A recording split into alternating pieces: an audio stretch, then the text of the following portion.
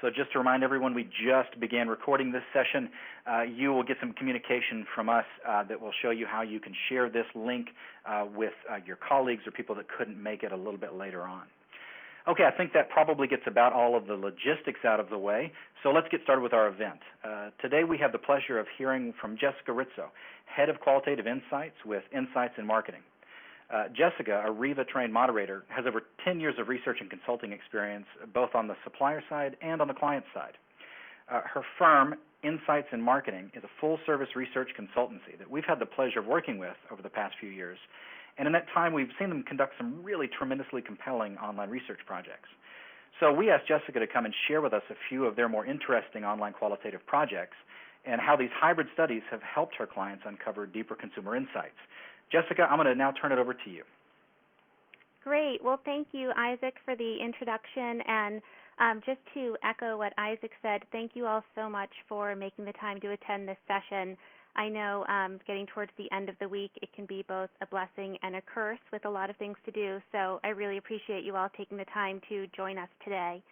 And that being said, why don't I go right ahead and give you a quick overview of what we'll be covering today. So we're going to be starting by talking a bit about what hybrid approaches are and why you might like to consider using them as tools in your toolkit. We'll also be going through some examples of ways in which we've used these approaches. We'll also talk about some tips just based on our experience that may be helpful to anyone considering using these approaches.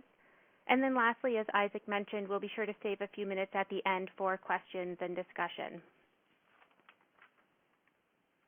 So I would actually like to begin by just learning a bit about the folks out there in the audience. I know there are quite a few folks on the line, and I would love to just get a quick sense of your level of familiarity with technology-based qualitative approaches.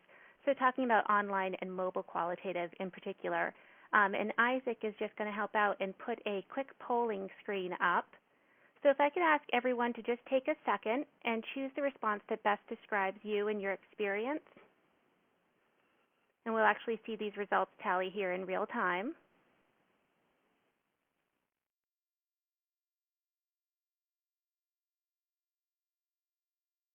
And it looks like they're still coming in, so we'll just give it a couple more seconds.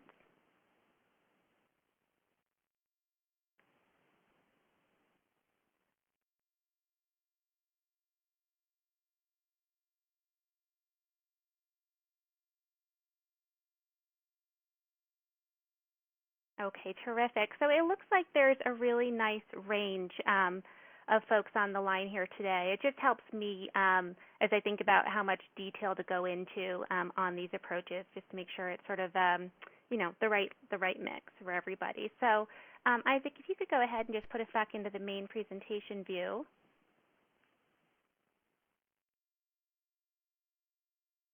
Okay, terrific. So we'll go ahead and just begin by talking a bit about what are hybrid approaches. So just beginning with a very simple basic definition of the term hybrid, we're talking about bringing together multiple elements to make something whole. So something that is hybrid is composed of mixed parts, different pieces coming together, something of mixed character, which, you know, I love this mythical jackalope here because when I think about something of mixed character, he definitely exemplifies that for me. So now as we think about hybrid in the realm of online qualitative research, we're talking about bringing together and leveraging multiple technology-based approaches that work together and complement each other within the scope of a single project. So we'll go through some examples today in which we use approaches such as text-based online discussions, live discussions with webcams, and mobile engagements with consumers, all, again, working together to complement one another within a single project. So now that we know what hybrid approaches are, why might we consider using them or having them as resources in our research toolkit? Well, for one reason, they allow us to gain deeper learnings through extended engagement with a single set of participants. So while hybrid projects certainly can have multiple approaches happening simultaneously, and oftentimes we do conduct them that way, we more often structure them in phases. So while we're connecting with consumers through one approach at a time, we're ultimately connecting with them for a longer duration overall, such as weeks or months or even longer in some cases. So this is obviously a very different approach from, say, a 1-hour in-depth interview or a 2-hour focus group, which, while those approaches certainly yield very, very valuable information, they're much briefer snapshots of who these consumers are and what matters to them and what their lives are like. And when we connect with them for a longer period of time, we're ultimately getting a broader window into their life and who they are. Another reason to consider hybrid online qualitative approaches is that they allow us to capture different consumer experiences, which ultimately result in a more complete view. So, consumers aren't just in one place doing one thing.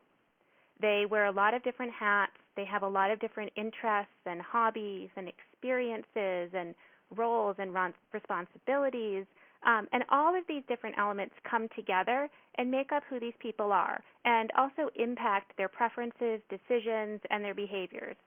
So by using multiple approaches, we're able to get access into more areas of consumers' lives so that ultimately we can get a more comprehensive view of them and understand them better. And another reason to consider hybrid online qualitative approaches is that they allow us the opportunity to sort of adapt and develop as we go. So we'll cover this more when we go through the case studies, but because the project is typically structured in phases, we can take what we learn in, say, phase 1 and use that to inform the design of phase 2. So, as researchers, sometimes we get these very exciting surprises, right, when we come out of a round of research and we learn things that weren't necessarily even on our radar at the start of the project. These fantastic surprises that we walk out of groups or interviews thinking, wow, that is so exciting that we learned that and we weren't even expecting it. And sometimes those types of learning suggest that maybe we should take another look at what we had planned for the rest of the project. Maybe what we had planned for the second phase should be tweaked a little bit or modified, or maybe something would be stronger than what we had originally planned. So the flexibility of online and mobile approaches really make it pretty easy to re-engage with consumers in different ways and to even change direction mid-course or mid-project if needed.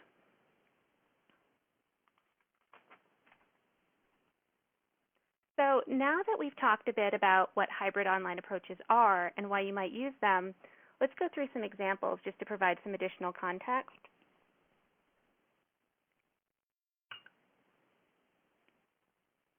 So the first example that I wanted to share with you today was a project that we conducted for a client of ours who suspected some opportunity to grow within their condiment business, particularly among key consumer segments within their broader overall consumer target. So we basically wanted to better understand who these consumers are, what matters to them, what's behind their attitudes and their decisions. We also wanted to get into their condiment usage, of course, since that was the focus here. So what are they using? Why are they using it? How are they using it? Why aren't they using something different? So pretty much anything you can imagine about their condiment usage. We also wanted to explore their shopping behaviors. So what are they looking for when it comes to buying condiments? What do they like? What captures their attention? What makes them consider purchasing something that maybe they had never even heard of before? And on the flip side of that, what is it that turns them off from considering a project? So how does something get sort of bounced out of their consideration set, even if maybe it was on their shopping list when they went into the store? And then also we wanted to get just a very quick read on some really pretty early stage concepts. So for this particular project, we first started with a round of digital diaries, also referred to as blogs or online journals. We ran these digital diaries for a period of 7 days. And over this 7-day period, we had several assignments that we asked the consumers to complete. And as the consultant, it was a lot of fun to do this project. It wasn't necessarily so much fun for the participants because we actually limited their consumption of some of their favorite products. So we did some deprivation exercises. In some cases, we wouldn't let them have any of their favorite condiments, and in other cases, we let them have some, but only certain brands and not others. We took them for a little bit of a wild ride, I guess. And we also required them to do some shopping exercises. And they detailed all of these experiences online through their digital diaries, through written feedback, photos, and videos. And I can tell you that people definitely have a lot of feedback to share when you take away some of their favorite things, and they're not shy about sharing it. We then followed these digital diaries up with a round of webcam IDIs conducted with a subset from Phase 1.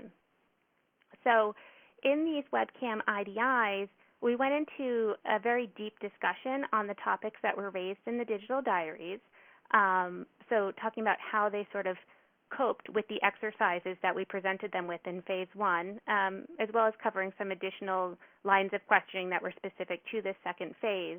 And then we also used this second phase to do that early stage concept evaluation that I had mentioned.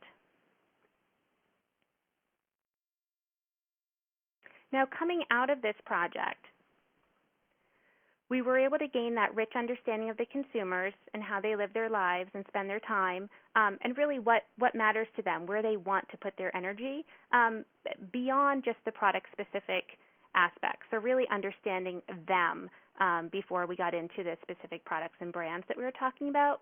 But then we also achieved a much more complete picture of how consumers live with this product and the role that it plays in their lives over an extended period of time. And if and how they survive without it. And I am pleased to report everybody did survive. A few of them were a little dramatic. It kind of sounded like they might not at times, but everybody did make it through. But it was really interesting because we were connecting with these folks over the period of a week in that first phase. We really understood the role of this product in their daily life, and then how they sort of cope when it's taken away. You know, do they find something else to substitute for it? Or for some people, you know, there truly was no substitute. They just couldn't wait for that first phase to be over so they could have their product back. We also were able to explore how consumers shop for the product, both through the initial shopping-related feedback in Phase 1, as well as through that more detailed shopping discussion that we had with them live in Phase 2. We were able to leverage the digital diary feedback to create custom questions for the webcam IDIs. So of course we had a fairly comprehensive discussion guide structure laid out, but then we were able to tailor it for each individual Phase 2 respondent to make sure that we were really honing in on the key points that matter most to those consumers. And of course, some consumers raise really interesting points, and you want to really be able to focus on those specific points. So we were able to do some customization for Phase 2. And then lastly, in addition to yielding deeper discussion, the webcam IDIs helped bring the consumers and their relationship with the brand to life for the client team. So, you know, as powerful as it was to read in their digital diaries how they survived without their favorite product, the face-to-face element of the webcam IDIs really helped bring it home for our clients. Also, because this second phase was conducted several days after the first phase wrapped up, the participants were able to kind of step back and gain a little bit of perspective about what it was really like to use different products or to have to go without their favorite products at times when they would normally have them. And again, because this was live, we were getting the full emotional context of that. So for some folks, you know, this wasn't chocolate ice cream, but some people were like, you know, I realized I have this favorite dessert or this favorite product that I have every night and I have to have it. And when I couldn't have it, I realized I'm okay with having yogurt instead, or I'm okay with doing this instead. And then There are other people who said, you took it away from me. You told me I couldn't have it for 4 days, and it was a situation. I just didn't know what to do with myself. I couldn't deal. I couldn't cope. And so we're really getting that emotional context, and that was really powerful and helpful to the client team. The second example that I wanted to share today was a project that was done for a client of ours who was preparing to launch a new product that was going to be available only for online purchase. So that being the case, clearly the website needed to be optimized to allow folks to design or select the product and ultimately purchase it. This was a pretty innovative product, so we knew there'd be a bit of a learning curve just about the product itself on the very first site visit. So in addition to understanding their initial experience with the site, we also wanted to understand how the site worked for them once they got past that first step just of learning about the product and really got into the weeds of designing and ultimately purchasing it. So we wanted to understand, again, the initial and longer-term experiences, the site strengths and challenges, what's working well, and then what issues were folks running into, and then also how consumers sort of find ways around those issues, how they find solutions or create solutions for themselves. So this was actually a 3-part study to really get the full picture of what was going on. This time we started with a round of webcam IDI, so conducted live, and this was done for live website exploration and task completion via screen sharing. So if you've ever done usability testing in person, it's very similar to that, just moved online. And if you've never done it online, it's actually pretty cool. It's, again, very similar to doing it at a facility.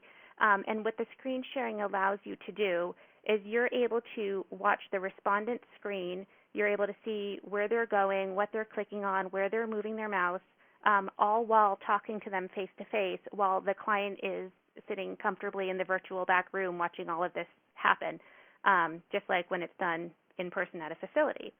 And during this initial round of interviews, we had some key issues come up, pretty critical issues around navigation, product selection, and checkout. So what we did next was move into a phase of digital diaries, a little bit briefer than in the first case study. These ran for 3 days. And we kind of sent the participants away on their own for these 3 days. And we gave them a couple of assignments. We wanted them to design a couple of products and actually go all the way through the full checkout process and keep some detailed diaries of these experiences. So they were able to tell us, in their diaries, they wrote about what they did, what worked well for them, what challenges they ran into, how they dealt with those challenges. And this was much more of a real-world situation for them because, again, they're not doing it during a live interview. They didn't have me on a phone call with them. They were really doing it, some of them sort of 7 o'clock at night at home with kids trying to crawl up on their laps, sitting at their computer desk. It was very much a real-world situation. Coming out of these digital diaries, we pulled these folks back in for one last in-depth interview conducted live, where we then went back through their shopping experiences that were detailed in their diaries. And what's helpful about that is we're able to refer, of course, to their digital diaries beforehand and once again create some custom questions for each person based on where they ran into some challenges and how they worked around them, as well as referring to those during the interviews themselves as well. And we were also able to pretty spontaneously do some evaluation of new design ideas to address those areas of challenge on the site. So coming out of this project, through that first phase of IDIs, we were able to understand their initial perceptions and challenges. But again, we really wanted to go beyond that because we knew this product itself required a little bit of learning. So we also wanted to get at those longer-term real-world site experiences and solutions. We identified the key issues in phase 1 that really helped us hone in our focus for phase 2. And again, obviously, product design and checkout were pretty critical since this product was only going to be available through this website. And then phase 3, once again, those webcam IDIs let us do some sort of on-the-fly testing of some new concepts and ideas. Because consumers were already familiar with the website and they were already somewhat grounded in the product, we were able to put some mock-ups of various site areas in front of them during the interview. Just put them up on the screen and get their thoughts on them and get some initial thoughts on how they might approach those screens as we presented them.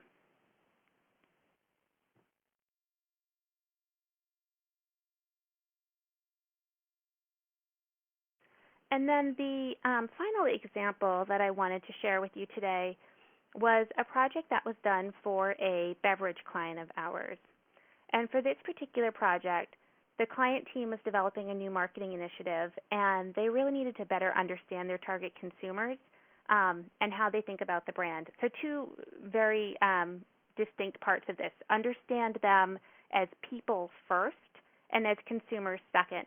So we really wanted to get an idea of who these consumers are, what their lives are like, and then how do the brands fit into the framework of their life. Why do they associate themselves with certain brands? Why those brands and not others? What do those brands say about them as users of those brands? And ultimately understand those drivers behind the brand preferences and purchase decisions. So for this particular project, this time we started with a phase of text-based in-depth interviews. So these ran for 5 days, but they're conducted asynchronously over a bulletin board platform. So while each person was participating for 5 days, I wasn't, stalking them day and night for 5 days. They're able to come on at their convenience each day and participate. We also included webcam responses so we could get some of that face-to-face element, as well as see them using certain products as they're telling us about that usage. We wanted to get both a very broad and deep understanding of their lives, and so we, within the IDIs, we covered, their values, their priorities, their philosophies, all different things that we don't often get into a lot of deep detail with consumers. And then we also examined brand perceptions and preferences. We then paired this with a round of mobile shop-alongs with these same consumers, where we had them go to their grocery store or their store where they typically purchase beverages. For most folks, it was the grocery store. And along with spending some time in the beverage aisle and doing certain tasks, we also wanted to understand how they're sort of moving through the entire store and how they're interacting with different products, different displays, different things that they're seeing in the store. And so they're providing feedback and photos while they're in the store using the mobile app. So we're able to see what they're seeing and how different things that they're seeing in the store are actually impacting their purchase decisions. Coming out of this particular project, through the first phase, we did get that both broad and deep understanding of the target consumers. We also gained some very valuable learnings in terms of their perceptions of the client's brand, but also other preferred brands, and then understanding what it was that was driving brand preference and also why they were loyal to certain brands and not others. And then the webcam elements that we included in the IDIs, those webcam responses, we took those and created video highlight reels to help bring the consumers to life for the client's team. And then through the mobile shop-along, we were able to uncover in-store elements that captured consumers' attention and prompted their purchase consideration. So getting at those impulse purchases or unplanned purchases, understanding what it was about those items that sort of grabbed their attention on the way by and made them stop and think about them, and in some cases ultimately purchase them. And then the flip side of that, we also understood some key barriers in the aisle that basically were turnoffs for consumers. So even for products that they had planned to purchase, some people actually had some products on a shopping list ahead of time, there were some things that prevented them from actually making those purchases.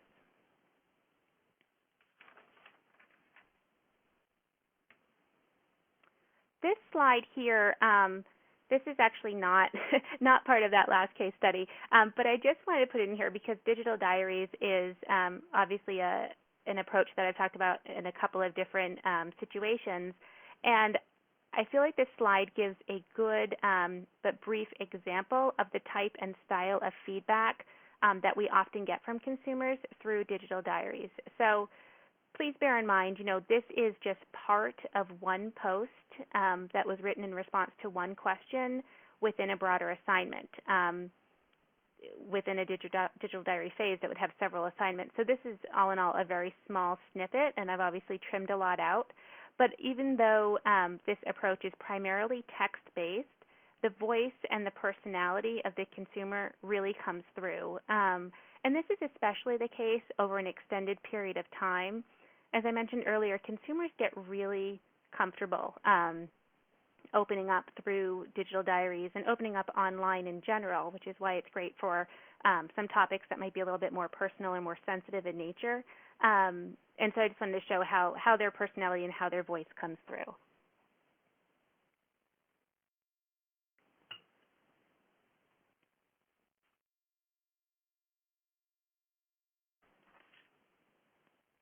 And I also wanted to share with you just some tips, some learnings that I've come across just based on my experience that I thought may be helpful to folks who are thinking about using these types of approaches, again, just as tools to have in your toolkit.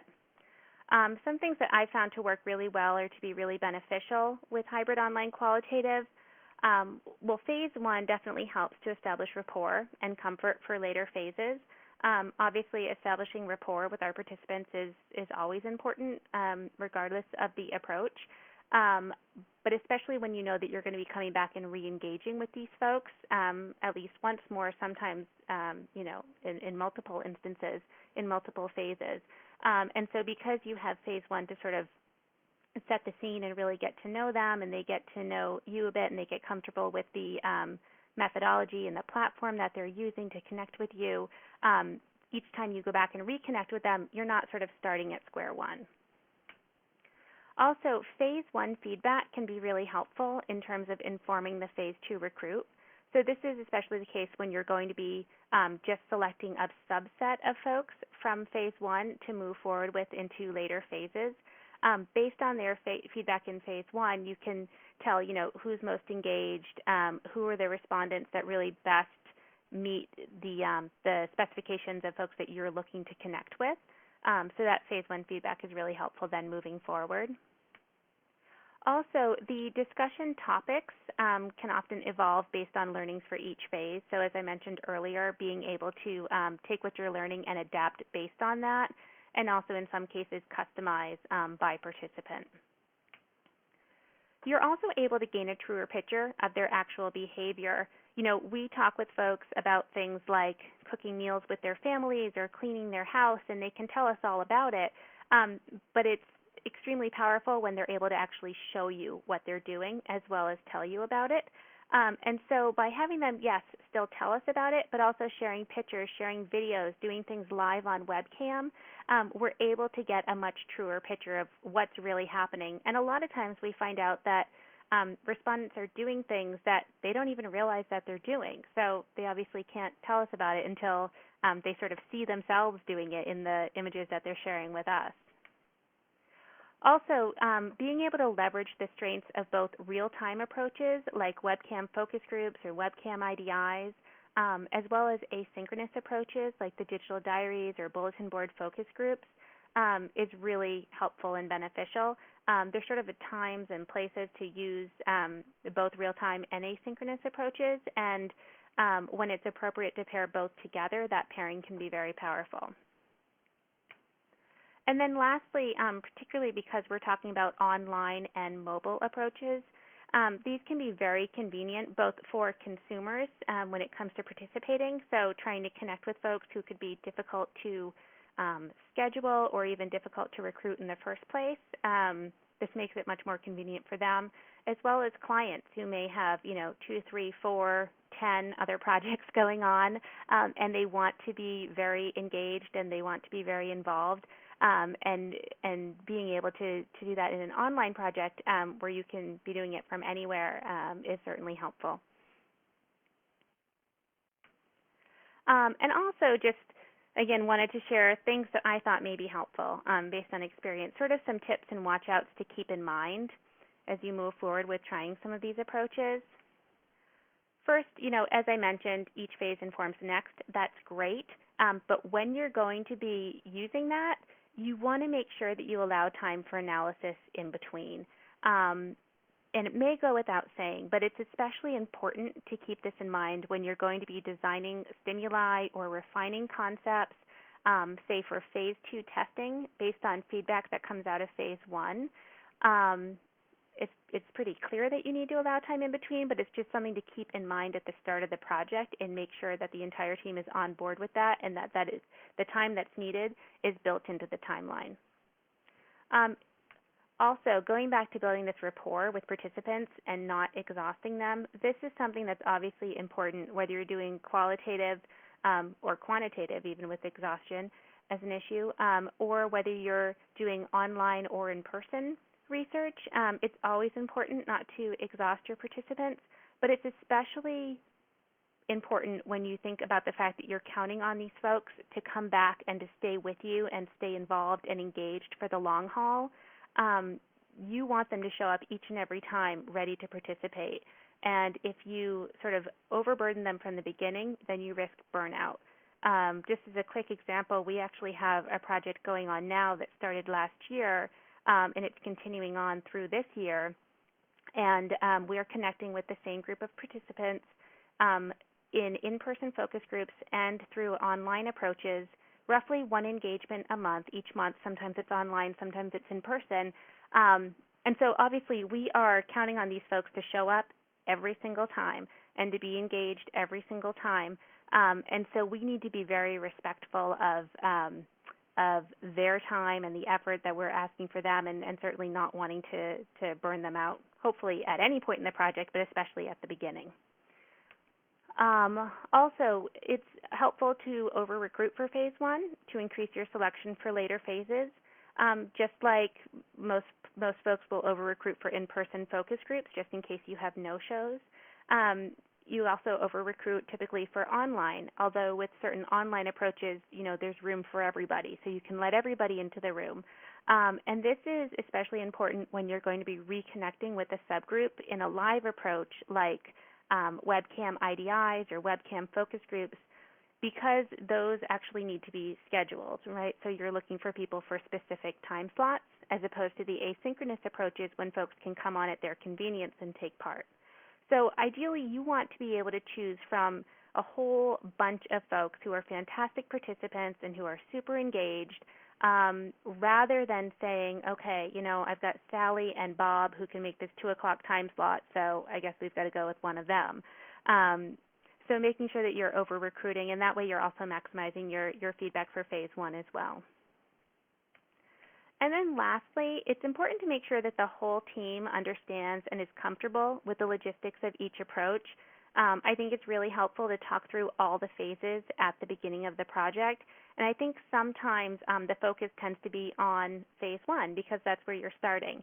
But as you look at the project as a whole, I think it's really helpful to talk through everything so that the whole team, including the clients, and then if there are agency partners involved or any other additional partners involved, so the whole team understands not just each individual component and why we're doing what we're doing and how it works and the timing and everything, but also ultimately how each part then fits together to form the total landscape of the project. And that actually concludes the main portion of the presentation. And so, Isaac, if you'd like, I can turn it over to you and we can start some of the Q&A if there are any questions. No, that's going to be great, Jessica. I'm sure everybody's got a lot of questions. You've covered a lot of material here. And so the easiest way for us to manage this is I'm going to switch back over to another